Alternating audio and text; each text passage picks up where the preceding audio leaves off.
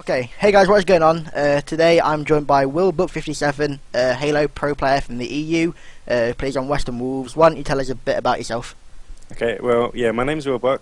My gaming alias is BUK57. I'm 20 years old and I live in Essex in the UK. I've been to around 34 events in my whole career. I've won multiple European championships and currently hold a record for the highest placing non-US, non-Canadian player at a Major League Gaming tournament. Wow, that is awesome. That's Yep. quite a few awards there. Yeah. So recently you've had the ReflexGT Tournament in Amsterdam. Do you want to just give us your overall opinion on that?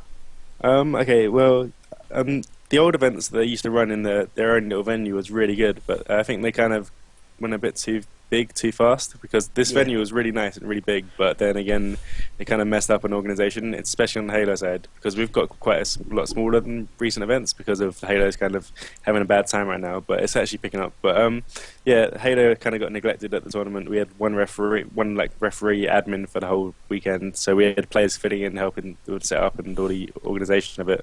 Damn. So yeah, it was good. It was a good tournament. Overall opinion, I'd say that needs to really kind of focus more on Halo and get some more staff working with them.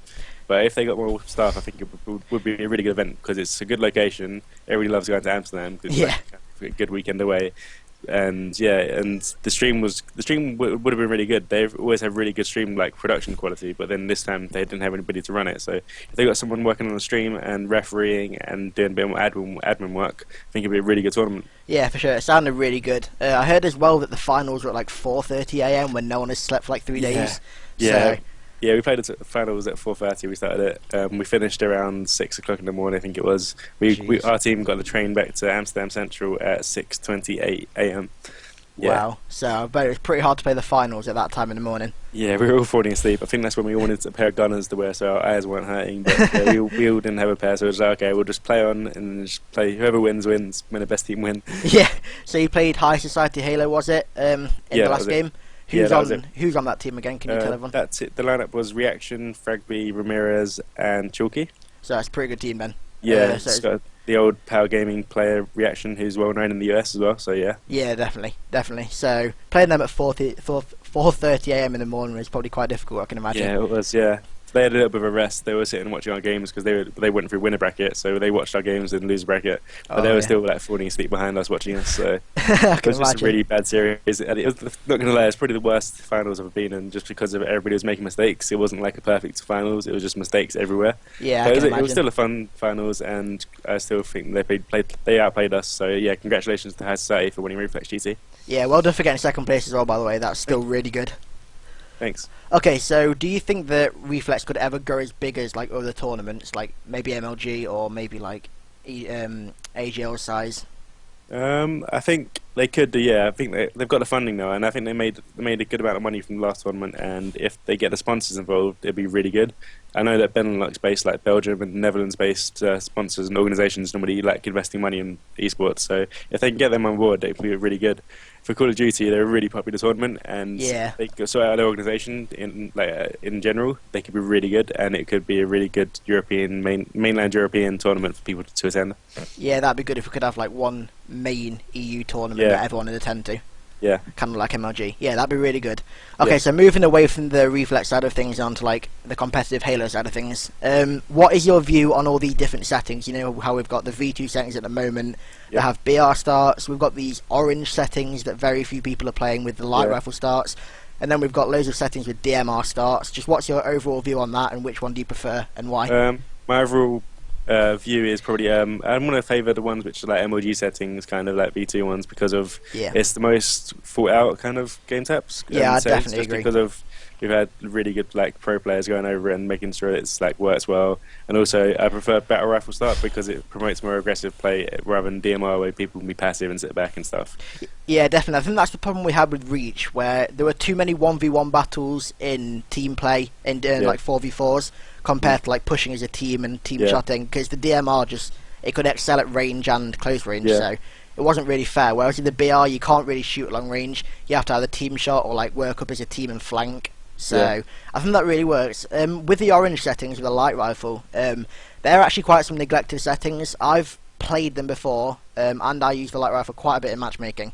Yeah. And honestly, I think it could work really well for competitive. I was gonna say, yeah, I think it would be nice to have some tournaments where we just do like different settings, just test out, like, just do like maybe like a 1-day cup, like in the like online, even just do like a 1-day cup, saying we're going to use these settings, try them out, because we did that in Europe a little bit at the start and it was really fun.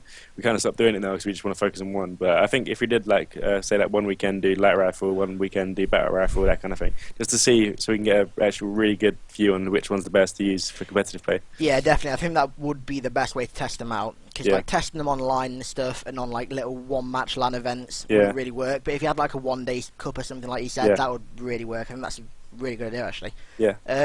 Okay, with all the tournaments we've had recently, like AGL, Gamers for Giving, Reflex, and also with EGL on the horizon, do you think Halo 4 still has a chance to be one of the biggest competitive games like internationally?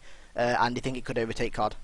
I think it's got a lot of work to do to be the biggest competitive game on the Xbox, but I would definitely say that it's getting a lot better now. It looks a lot more promising now, seeing as 343 are working with the communities more and actually kind of putting some work into the game still. Because some people thought, okay, if Halo 4 is like kind of dead, they're not going to put any work into it, but they've shown they're going to come back and help the communities and try and help Halo 4 become a better game. So yeah, hopefully it can catch up with COD. I'm not sure if it will overtake it. I think it will catch up to it hopefully by the end of the year. But yeah, that's what my aim in my head. I just wanted to kind of catch up with COD, just so we can get good views, good amount of tournaments out of it, and good prize money, just to keep the players involved. Yeah, definitely. I think developer support is the main thing about it, because as you know, Treyarch have been backing competitive Call of Duty so much. Like they've forgotten about most of the social side of it and just gone with competitive for Black Ops 2, which is good. And 343 seem to do the complete opposite, but now with Bravo on and is his name Quinton Del Hoyo, the new guy from Epic Games? Yeah, they've started backing it a lot more, and we're seeing that with the Majestic map pack coming out tomorrow. Two of the maps been really good for competitive. So I think we still have a chance. I think we can overtake COD. I'm rooting for us to overtake COD. But I don't think Halo's going to die anytime soon. Same. If Halo does die, what are your plans after that, like gaming wise? I'd probably, if Halo did that like completely die, I'd probably switch to Call of Duty, just because of it's the next game which I'd probably be the most comfortable with playing, and I think also because of the YouTube community is huge on it. So if I wanted to make any YouTube content, it'd be a good way to get like followers and fans from it. And especially it seems like it's the next like best option, really. Yeah, if you've got like history with Halo, I know a load of pro players from Halo that have switched to Call of Duty have been just running games with like Optic all day because they instantly just accept them into the games because they've got history. So they would definitely like be on board with shouting out YouTube channels and stuff and streams. And it does seem like the next best place to go if Halo does end up dying. But I don't think that's going to happen. Yeah, hopefully it doesn't happen. I don't want it to happen. Yeah, same. That would be bad. So do you think the EU competitive gaming community could ever get as big as it is in America? I think in terms of PC it's bigger at the moment, but in console I think it would be maybe possible, say if there's no big tournaments come up in the US from now on, say if it's just like AGL already just kind of dominating, but then because I think Europe has more potential for sponsors and businesses to get involved, just because of we've got a more vast spread out community, and also there's big sponsors in Germany and other countries like that, so hopefully we can get a big competitive scene going, because I know in Germany, France and Sweden they've got like 20 teams each. Wow, so if they kind of got them all together into one tournament, it'd be perfect, but we haven't done it yet. So if someone can do that, I would actually love you if you can get all the teams together for a tournament and have a massive community. Anybody watching, take that into consideration, please.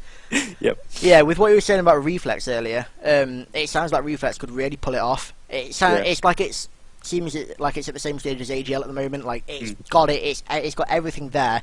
It just needs one little bit more like professionalism, kind of, to pull it off perfectly. Like I know AGL's at that point. It can. It's almost there, like MLG standard. And Reflex sounds like it's going to be almost there as well. So hopefully, if they can both pull it off, that would be good. But Reflex does look like the EU tournament at the moment. Okay, so can you give us like a brief overview of the new YouTube channel you were talking about earlier, Go Beyond Entertainment, and maybe talk about some of the things that are going to be on there? Okay, well, basically it's just a channel which has got lots of pro players and really good Halo editors involved in it, and we're just going to be pushing out as much content as possible.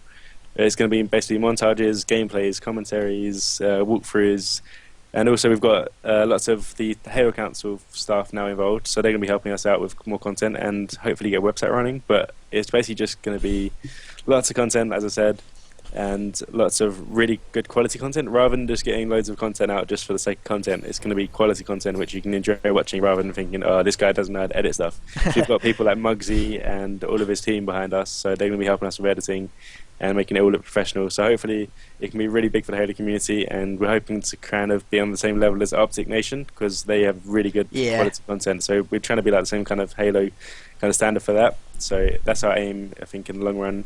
But there's lots of ideas going around in the Skype group right now. So once we get them sorted out, I think there'll be a little plan, kind of schedule on what's happening each week.